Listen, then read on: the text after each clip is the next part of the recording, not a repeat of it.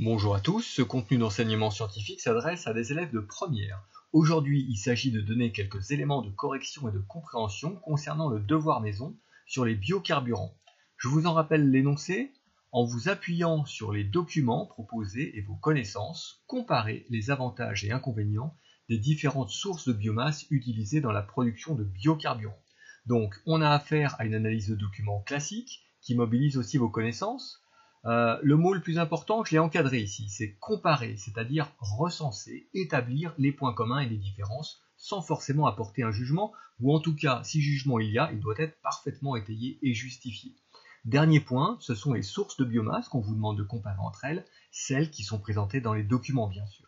Une fois qu'on a bien compris l'énoncé, qu'on l'a lu plusieurs fois, on peut alors prendre connaissance des documents.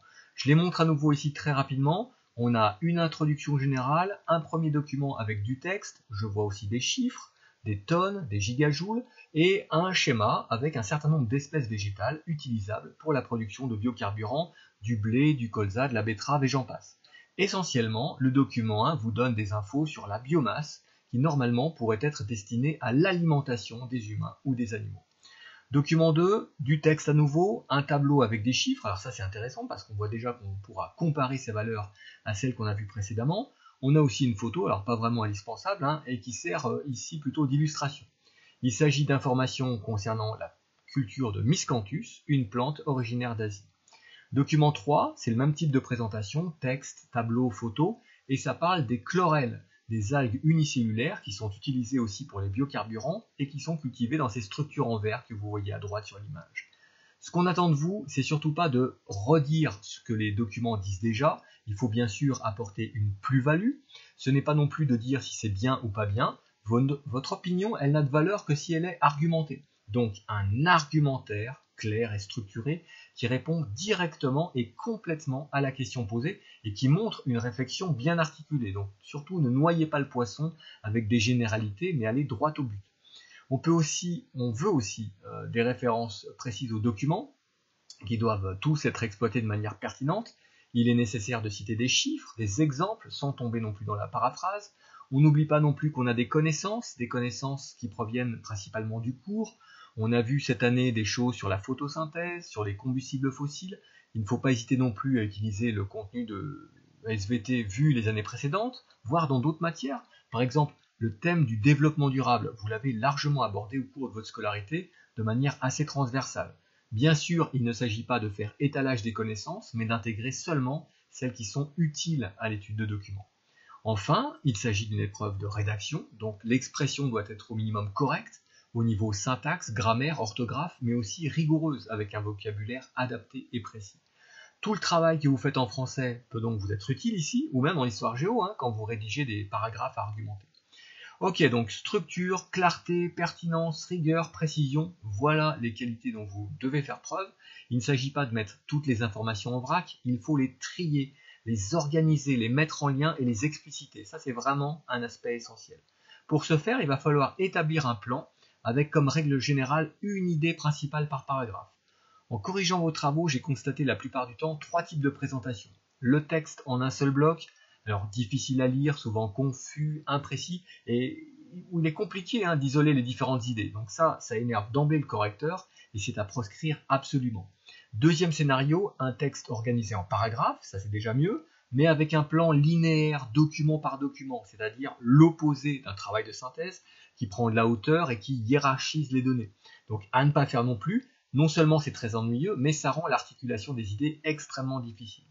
Troisième option, celle que j'ai vue le plus souvent, un texte structuré avec une introduction, un développement des plus classiques avec d'un côté les avantages, de l'autre les inconvénients, mais qui du coup est assez lourd parce que forcément redondant. Et oui, n'oubliez pas que tout avantage a son inconvénient, et réciproquement. Alors j'ai quand même trouvé cette devise Shadok citée dans 2 copies.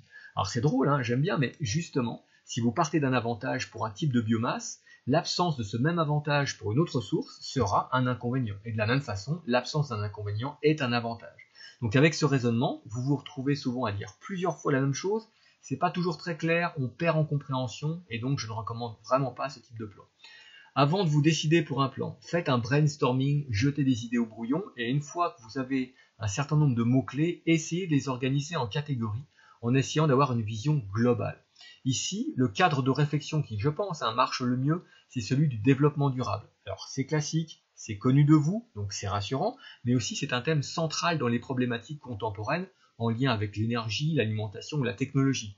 Alors, si on simplifie un peu ce diagramme en faisant juste apparaître les 3 pôles du développement durable, qui prend en compte à la fois la société, l'environnement et l'économie, ça vous connaissez par cœur normalement, voyons maintenant si on peut associer à chacune de ces catégories des éléments qui proviennent des documents. La biomasse utilisable pour les biocarburants peut entrer en compétition avec les ressources alimentaires, ce qui va avoir bien sûr un impact sur l'approvisionnement des populations, donc des conséquences sociales et même socio-économiques. L'utilisation d'intrants, pesticides et engrais peut aussi avoir un effet sur la santé humaine, même si les produits concernés ne sont pas directement consommés. Ces mêmes intrants peuvent aussi s'accumuler dans le sol, dans l'eau et constituer une forme de pollution nuisible à la biodiversité. Et là, on rejoint une problématique environnementale. Une autre forme de pollution, c'est l'émission des gaz à effet de serre. Est-ce que la combustion des biocarburants n'en prenait pas autant que des combustibles fossiles, par exemple? Le coût financier des cultures, des produits phytosanitaires, des installations industrielles est à considérer également. Enfin, très important, la notion de rentabilité énergétique, donc aussi économique. Il va falloir raisonner en termes de productivité, de rendement, et ça tombe bien car on a pas mal de chiffres à notre disposition. Essayons maintenant de construire un plan qui intègre tout ça. Alors ça commence nécessairement par une introduction qui reformule et explicite la problématique et qui donne un peu de contexte. C'est le moment de parler de défis énergétiques, d'énergie renouvelable ou non renouvelable, et de positionner les biocarburants par rapport à tout ça. Ensuite, on attend un développement structuré en paragraphes, donc en idées. La première pourrait être l'impact sur l'environnement. Alors, on n'oublie jamais qu'il faut comparer les différentes ressources. Donc ici, le miscanthus sort un peu du lot. Il est assez autonome pour sa croissance et ne requiert ni engrais ni pesticides. Donc pour le coup, c'est peut-être le seul biocarburant qu'on pourrait vraiment qualifié de bio au sens où on l'entend généralement. C'est pour ça aussi qu'on préfère souvent le terme agrocarburant, qui est moins ambigu que celui de biocarburant.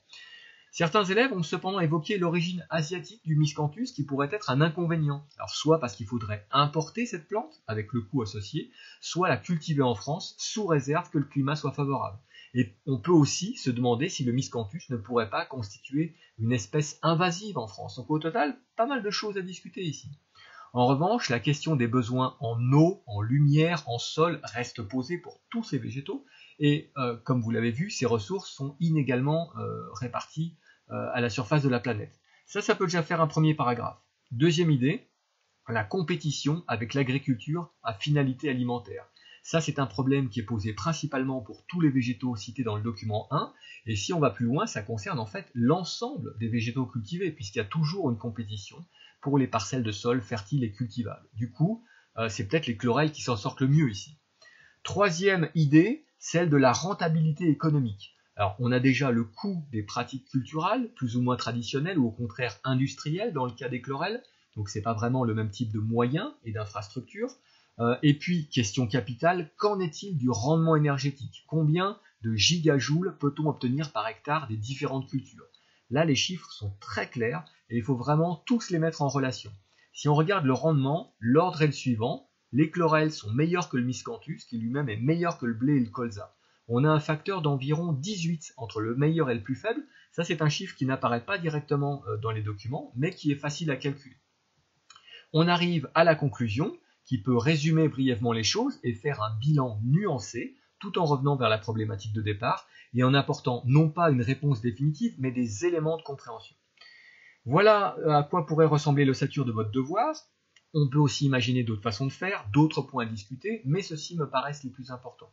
Alors évidemment, c'est un devoir maison, donc on peut être tenté d'aller voir sur Internet s'il n'y a pas des choses clés en main. Certains l'ont fait d'ailleurs, avec généralement assez peu de succès, donc évitez ça. Je n'ai absolument rien contre Wikipédia, bien au contraire, mais le copier-coller, d'une manière générale, ça se voit et ça s'intègre pas toujours très bien dans un texte personnel. Donc faites vraiment attention à ça. Il y a aussi d'autres ressources, des vidéos ou des sites plus ou moins institutionnels. Rien n'est interdit, mais tout est question de dosage, de discernement. Et mon conseil, allez sur Internet après avoir fait votre DM pour le compléter, pour vérifier des infos. Utilisez ça comme un complément plutôt qu'une source initiale. La qualité de votre travail s'en trouvera améliorée.